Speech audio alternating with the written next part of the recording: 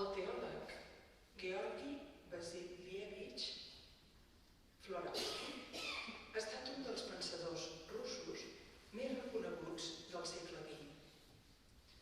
Sobre la fe afirma: la justificació racional de la fe significa la seva destrucció. La fe es justifica a si mateixa. La religió i la filosofia, la fe i el coneixement tenen una naturalesa diferent i autònoma.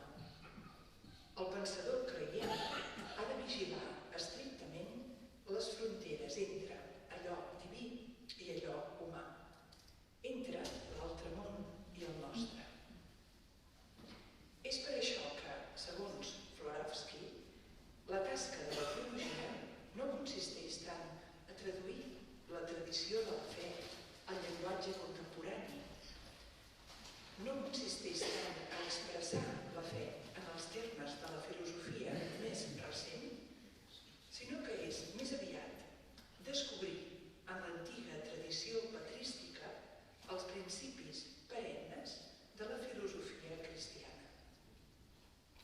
No es tracta de controlar el dogma per mitjà de la filosofia contemporània, sinó més aviat de deixar que la filosofia es reconfiguri sobre la base de l'experiència de la fe, de manera que l'experiència de la fe es converteixi en la font i en la mesura dels punts de vista filosòfics. Florovsky parla dels principis perennes de la filosofia cristiana, però, precisament perquè cerca i defensa un coneixement indissolublement unit a l'experiència, Florovsky rebutja la idea d'una filosofia perenne.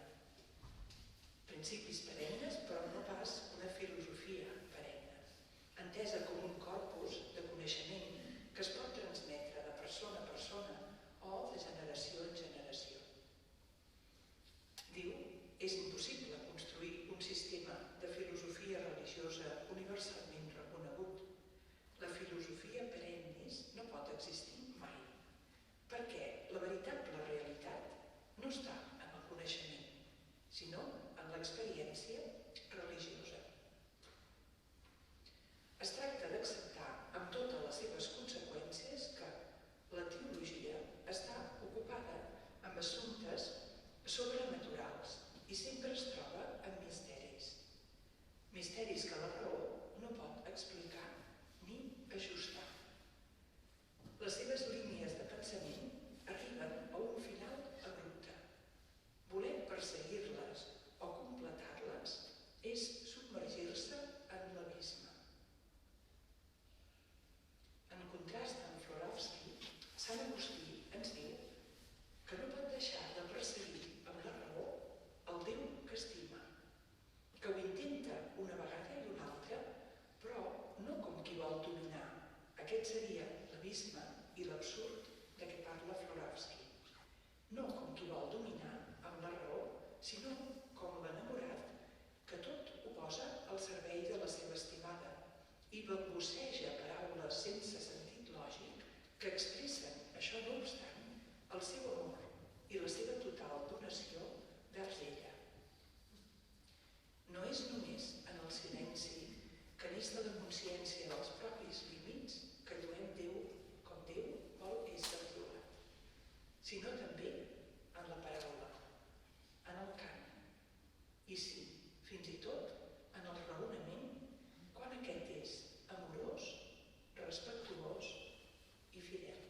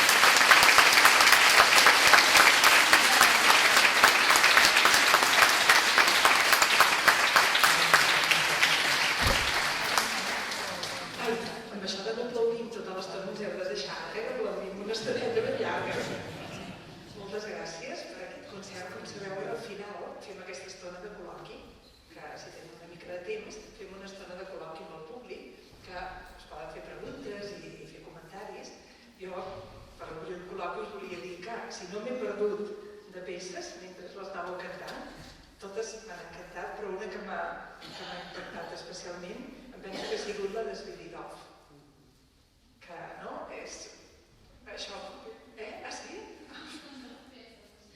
Perquè dieu això del Senyor dins el pietat i el glòria, no?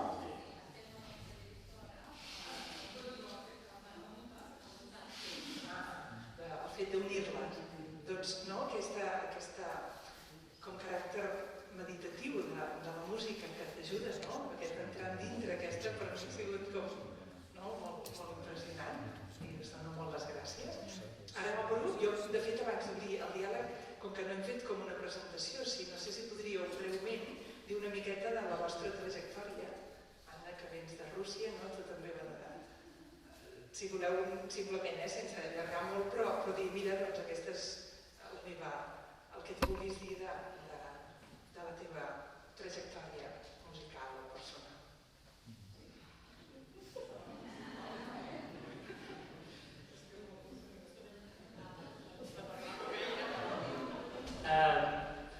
Com heu pogut veure, nosaltres, el grup Catàlica, portem 5 anys i aquest serà el 6è any en el que estem junts.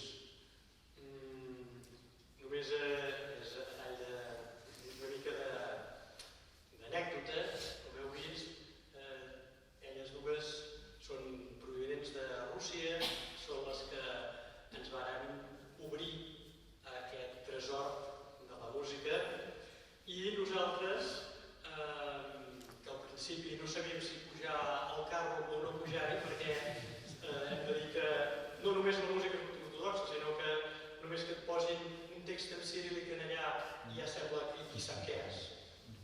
Nosaltres ens vam haver de posar molt les piles i en fi, començar a veure de què anava això. Ara, com heu pogut veure aquesta final, aquesta del final, Jevka, la pobilla, nosaltres dos ja l'hem pogut cantar de memòria. Això està molt bé. Això és un gran què. O sigui que jo crec que hem fet els deures, oi que sí, Anna? No. Doncs bé, només és per dir-vos que l'Anna, ella ja havia estat involucrada, ja havia estat molt en contacte en el món de la litúrgia ortodoxa, de fet continua estant-ho, oi que sí? I amb això, doncs, el que volíem fer era donar un aire nou a aquesta música, perquè com sabeu, aquesta música sovint es projecta dins de grans masses corals, cors molt grans, una densitat musical que impacta certament, però el missatge que tant l'Anna com la Vera també ens volien transmetre era de dir, dins d'aquesta magnificència musical hi ha una ànima que està bategant, petita, vulnerable, però que guspireja igual que aquestes flames. I bé, nosaltres ens vam enamorar d'aquesta idea. En Dani, que és de Sant Celoni, doncs ell va agafar el cotxe, ens vàrem trobar un dia en una habitació, això sona fatal, però bueno, ens vam trobar un dia en una habitació tots 4, sense dir gaire res, l'Anna ens va posar 4 partitures aquí, sort que ja havia fet la transliteració, perquè si no haguéssim entès res. Però, de seguit, va passar un miracle. I és que allò va començar a sonar i immediatament vam saber que allà hi havia alguna cosa més que simples notes. I a partir d'aquí, doncs, la nostra trajectòria s'ha anat expandint. Hem anat a la Sagrada Família de Barcelona, hem anat a Girona. El nostre primer concert, com estàvem parlant abans, va ser al monestir de Sant Daniel de Girona i va ser una cosa una mica com aquí.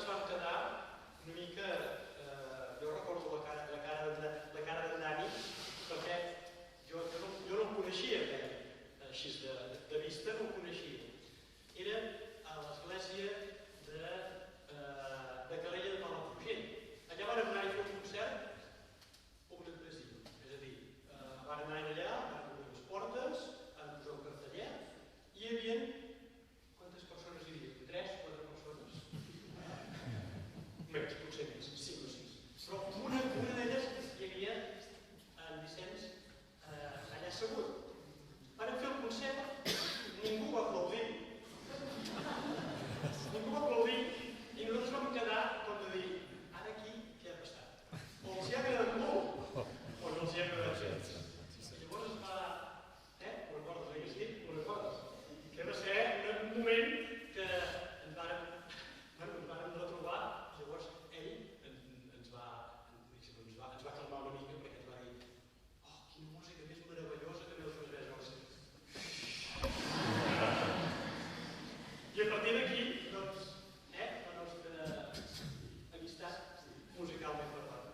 Vicenç, doncs ara et passo un moment al micro perquè el Vicenç és un vell amic del monestir, de fet ha sigut professor de piano, d'algunes, sí, meu també. I doncs molt agraïda, molt contenta que avui hagi. Segona, no? Bueno, totes les peces que has fet, però bastant impressionants i amb aquest orgue no sé si mai havia sonat una peça d'aquestes característiques. Sí, bé, doncs, sí, amb vosaltres aquell dia vaig descobrir un quartet extraordinari en aquella església i és que a més com sonava aquella acústica, que és un pèl més sec, aquí és més d'estudi, és més difícil. Però, i sí, vam començar a contactar, us vaig acompanyar a Girona en un concert amb aquesta estratègia que he usat avui, que és fer un ganivet per destruir, entre cometes, l'ambient que ells creen, perquè és un ambient tan sòlid que ell sol es torna a fer, encara que entremig hi hagi sotracs com aquests. Però no, en tot cas avui es tractava, em van demanar que fa 50 anys que existeix aquest orgue aquí, i que sonés l'orgue. I jo vaig pensar que un orgue fet al segle XX té tot el dret a tocar música del segle XX, ens agradi més o menys, perquè si no els orgues van sempre enganxats a grans noms, a grans estètiques, però sempre per darrere al segle XVIII. I no, actualment al segle XX, al segle XXI, hi ha persones que estan escrivint música per l'orgue avui en dia a Catalunya, a tot arreu. Aquestes peces de Champitky han estat escrites el 1966, o sigui, abans que existís aquest orgue, i ens semblen molt modernes, són antiquíssimes, això està superat, són experiments que feien als anys 70. I bé, doncs jo el que intentava avui és justament això, que sonés l'orgue una miqueta diferent, una miqueta més enllà del que és un acompanyament habitual en un cor. Això. Si algú doncs, volgués fer una pregunta o un comentari. Sí.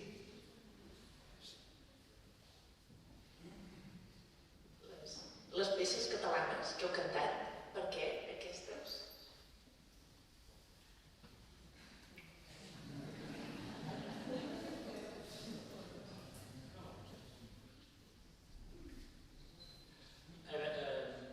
Agafo el micro jo perquè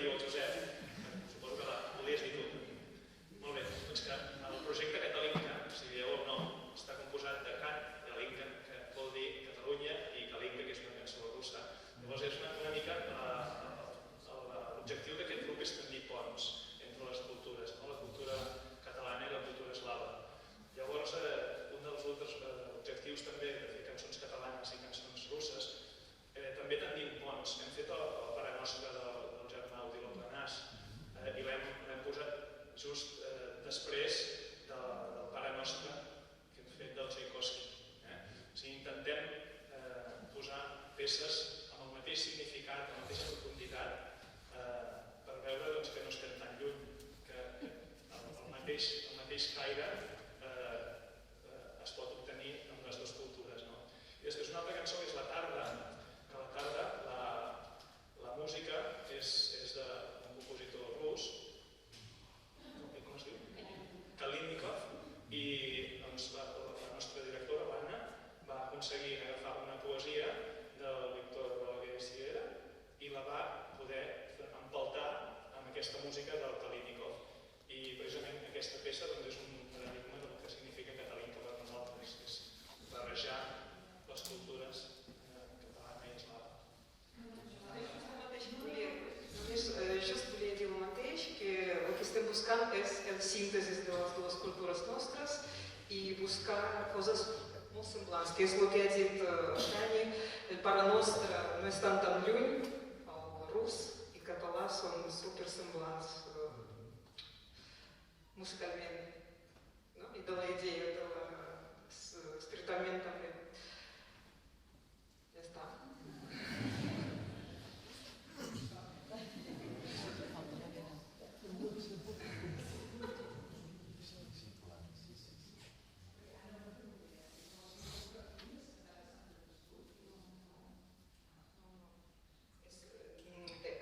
Soc d'una ciutat que està a uns 400 quilòmetres de Moscou cap a la frontera d'Ucraïna. Així que no és Moscou ni Sant Petersburg, però he cantat tota la vida a les esglésies, a les corals, i aquí també seguim cantant molt.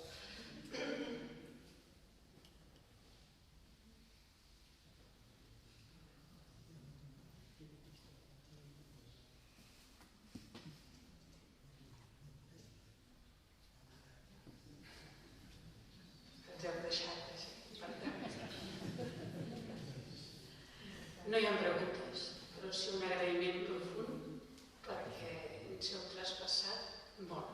Gràcies.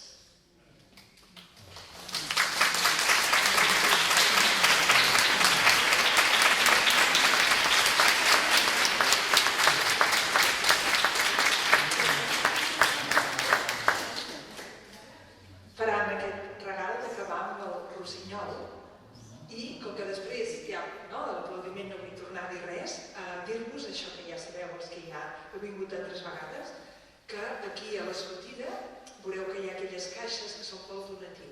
Doncs que si voleu deixar un donatiu, allà hi haurà les caixes, i avui, a més, hi ha uns CDs que han portat ells, els Catalinca i també del Vicenç. Per tant d'en Vicenç Prunés com del quartet, si voleu hi haurà aquests CDs a la sortida, i dir-vos això del concert sense públic, que no serà el dia 1 de març, sinó el 26 d'abril.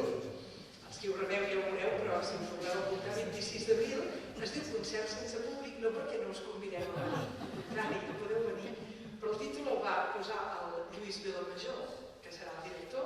És un concert que, penso, la majoria seran exescolans, perquè Lluís Vilamajor, que és el director, ho és un gran tenor. Després hi ha el Marc Díaz, que també és exescolar, i el grup que ell dirigeix normalment i que dirigirà Lluís Vilamajor, i el Marc tocarà l'orgue, perquè tot aquest any sempre hi hagi la veu de l'orgue, també està fet la major part d'exescolans.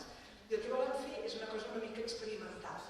I per tant, els intèrprets, potser hi ha més sorpreses, però el que a mi m'han explicat al moment és que els intèrprets, els músics, no estaran posats com el quartet d'avui, sinó que estaran entre el públic. O sigui que potser seieu i aquí al costat tindreu el tenor o la soprano o el que has de saber. I, a més, em penso que el públic també us farà encantar. Així que no hi ha públic, no perquè no estigueu convidats a venir, sinó perquè tots serem alguna cosa més que públic.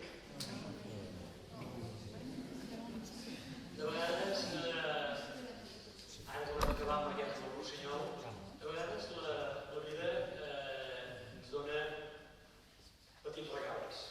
Nosaltres fem aquesta música, però avui la vida també ens ha donat un petit regal en forma d'un amic que ha vingut, que ens en retorna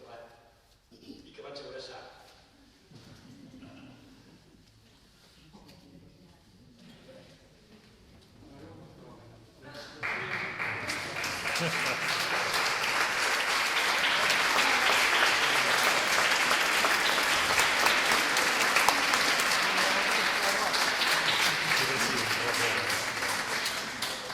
també ha estat exescolar, ha estat cantant al costat nostre i això de retrobar-nos de l'aquí, doncs això és com si ens haguéssim passat els Reis, oi que sí?